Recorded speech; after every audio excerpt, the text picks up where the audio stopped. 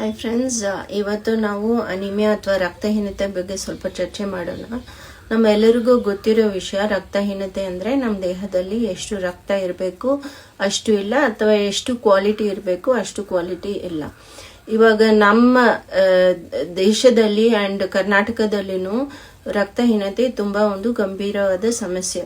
ಇವಾಗ 5 ವರ್ಷಕ್ಕಿಂತ ಕೆಳಗಡೆ ಇರೋ ಮಕ್ಕಳನ್ನ ನಾವು ನೋಡಿದ್ರೆ ಅವರಲ್ಲಿ ಆಲ್ರೆಡಿ ಅರ್ಧ ಭಾಗ ಮಕ್ಕಳಲ್ಲಿ ರಕ್ತಹೀನತೆ ಇದೆ.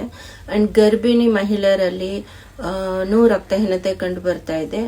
ಅಂಡ್ ಇದು ನಮ್ಮ ಮಕ್ಕಳಲ್ಲಿ ಇದ್ರೆ ಅವ್ರಿಗೆ ಲಕ್ಷಣಗಳೇನಂದ್ರೆ ಅವ್ರಿಗೆ ಬೇಗ ಸುಸ್ತಾಗೋದು, ಮತ್ತೆ ಶಾಲೆಯಲ್ಲಿ ಕಾನ್ಸಂಟ್ರೇಟ್ ಆಗದೆ ಇರೋದು, ನಿದ್ರೆ ಜಾಸ್ತಿ ಬರೋದು, ಅಥವಾ ಪದೇ ಪದೇ ಬೇರೆ ಕಾಯಿಲೆಗಳು ಬರೋದು, ಇವೆಲ್ಲನೂ ಲಕ್ಷಣಗಳು ಮಕ್ಕಳಲ್ಲಿ ಕಂಡು ಬರ್ಬೋದು.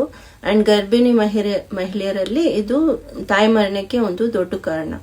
ಅಂಡ್ ಬೇರೆಯವರಲ್ಲಿನೂ ರಕ್ತಹೀನತೆ ಇದ್ರೆ ಅವ್ರಿಗೆ ಸುಸ್ತಾಗೋದು, ದಿನನಿತ್ಯ ಮಾಡೋ ಕೆಲಸಗಳು ಮಾಡದೇ ಇರೋ ಒಂದು ಪರಿಸ್ಥಿತಿ ಆಗ್ಬೋದು. ಅಂಡ್ ಹೋಗ್ತಾ ಹೋಗ್ತಾ ಅದನ್ನ ನಾವು ಸರಿಯಾಗಿ ಟ್ರೀಟ್ಮೆಂಟ್ ಮಾಡಿಲ್ಲ ಅಂದ್ರೆ ಅವ್ರಿಗೆ ಹೃದಯ ತೊಂದರೆನೂ ಆಗ್ಬೋದು. ಇವಾಗ ರಕ್ತ ನಮ್ಮ ದೇಹನೇ ತಯಾರಿಕೆ ಮಾಡುತ್ತೆ. ಅಂಡ್ ರಕ್ತ ಬಂದು ನಮ್ಮ ಶ್ವಾಸಕೋಶದಿಂದ ಆಕ್ಸಿಜನ್ ತಗೊಂಡು ಬೇರೆ ಬೇರೆ ಅಂಗಗಳಿಗೆ ಡಿಸ್ಟ್ರಿಬ್ಯೂಟ್ ಮಾಡುತ್ತೆ. ಈ ಆಕ್ಸಿಜನ್ ಸರಿಯಾಗಿ ಹೋಗಿಲ್ಲ ಅಂದ್ರೆ ಅಂಗಗಳು ಸರಿಯಾಗಿ ಕೆಲಸ ಮಾಡಲ್ಲ. ಅಂಡ್ ರಕ್ತದಲ್ಲಿ ಹಿಮೋಗ್ಲೋಬಿನ್ ಅಂತ ಇದೆ.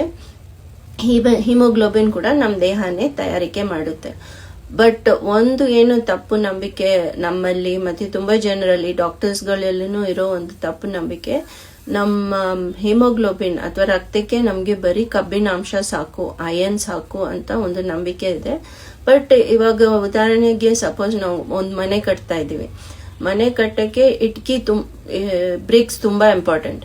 ಇವಾಗ ನಾವು ಬರೀ ಬ್ರಿಕ್ಸ್ ಕೊಟ್ಬಿಟ್ಟು ನೀವು ಅದನ್ನ ಇಟ್ಕೊಂಡು ನೀವು ಒಂದು ಮನೆ ಕಟ್ಟಿ ಅಂದ್ರೆ ಅದು ಸಾಕಾಗಲ್ಲ.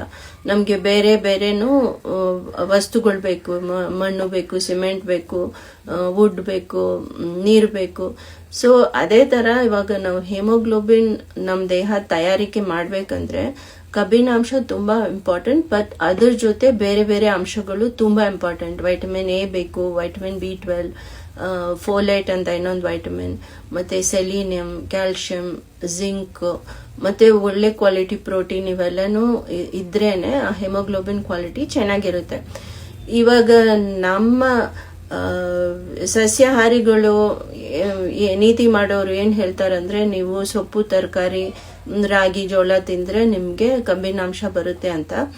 ಆದ್ರೆ ಅದ್ರಲ್ಲಿ ಇರೋ ಕಬ್ಬಿನಾಂಶ ನಮ್ ದೇಹ ಅಷ್ಟು ಸರಿಯಾಗಿ ಹೀರ್ಕೊಳ್ಳಲ್ಲ. ಯಾಕೆಂದ್ರೆ ಅವೆಲ್ಲ ಯಾವ ಗಿಡಗಳಿಂದ ಬರೋ ಯಾವ ಒಂದು ಆಹಾರ ಇರಲಿ ಅದರಲ್ಲಿ ಫೈಟೇಟ್ಸ್ ಇರುತ್ತೆ, ಲೆಕ್ಟಿನ್ಸ್ ಇರುತ್ತೆ, ಟ್ಯಾನಿನ್ಸ್ ಇರುತ್ತೆ, ಆಕ್ಸಲೇಟ್ಸ್ ಇರುತ್ತೆ. ಇವೆಲ್ಲನೂ ಆ ಅಂಶಗಳನ್ನ ಹೀರ್ಕೊಳ್ಳೋದನ್ನ ಅಷ್ಟು ತಡೆಯುತ್ತೆ. ಬಟ್ ಅದೇ ನಾವು ಇವಾಗ ಕೆಂಪು ಮಾಂಸ ಅಥವಾ ಅಂಗ ಮಾಂಸ ಅಂತ ಏನ್ ಹೇಳ್ತೀವಿ, ಆರ್ಗನ್ ಮೀಟ್ಸ್ ಅಂತ ಏನ್ ಹೇಳ್ತೀವಿ, ಅದನ್ನ ನಾವು ನೋಡಿದ್ರೆ ಅದು ಕ್ವಾಲಿಟಿ ತುಂಬಾ ಒಳ್ಳೇದು. ಅದರಲ್ಲಿ ನಮ್ಗೆ ಈ ಹೇಮೋಗ್ಲೋಬಿನ್ ತಯಾರಿಸೋಕೆ ಏನೇನ್ ಅಂಶಗಳು ಬೇಕೋ ಅವೆಲ್ಲನೂ ಸಿಗುತ್ತೆ. ಸೊ ನಾವು ಸಪೋಸ್ ವಾರಕ್ಕೆ 2 ಸಾರಿ ಮಾಂಸ ತಿನ್ನೋದು, ಅಥವಾ ನಮ್ಮ ಒಂದು ಡಯಟ್ ಅಲ್ಲಿ ನಾವು ಕೆಂಪು ಮಾಂಸ ಸೇರಿಸ್ಕೊಂಡ್ರೆ ನಾವು ಈ ಒಂದು ರಕ್ತಹೀನತೆನ ತಡಿಬಹುದು. ಸೊ ಈ ತಿಳುವಳಿಕೆ ತುಂಬಾ ಇಂಪಾರ್ಟೆಂಟ್. ಯಾವುದೇ ಜಾತಿ ಧರ್ಮಕ್ಕೋಸ್ಕರ ನಾವು ಈ ಮಾಹಿತಿನ ಜನರಿಗೆ ಕೊಡದೆ ಇರಬಾರದು. ಬಿಕಾಸ್ ಇದು ಬಂದು ನಾವು ವೈಜ್ಞಾನಿಕವಾಗಿ ಹೇಳ್ತಾ ಇರೋ ಒಂದು ವಿಷಯ. ತಿನ್ನೋರು ತಿನ್ಬಹುದು, ತಿಂದೇ ಇರೋರು ಬಂದು ಸ್ವಲ್ಪ ಕೇರ್ ತಗೊಂಡು ಊಟ ಮಾಡ್ಬೋದು. ಉದಾಹರಣೆಗೆ ಇವಾಗ ಸಪೋಸ್ ನೀವು ಸೊಪ್ಪು ತರಕಾರಿ ತಿಂತೀವಂದ್ರೆ ಅದ್ರ ಜೊತೆ ನಿಂಬೆ ಹಣ್ಣು, ಉಪ್ಪಿನಕಾಯಿ, ಅಥವಾ ನಿಂಬೆ ಹಣ್ಣು ಜ್ಯೂಸು, ಆರೆಂಜ್ ಜ್ಯೂಸು, ಇವು ತಗೊಂಡ್ರೆ ಅದು ಈ ಗಿಡಗಳಿಂದ ಬರೋ ಆಹಾರದಿಂದನೂ ಈ ವಸ್ತುಗಳನ್ನ ಹೀರ್ಕೊಳ್ಳೋ ಅವಕಾಶ ಜಾಸ್ತಿ ಇರುತ್ತೆ.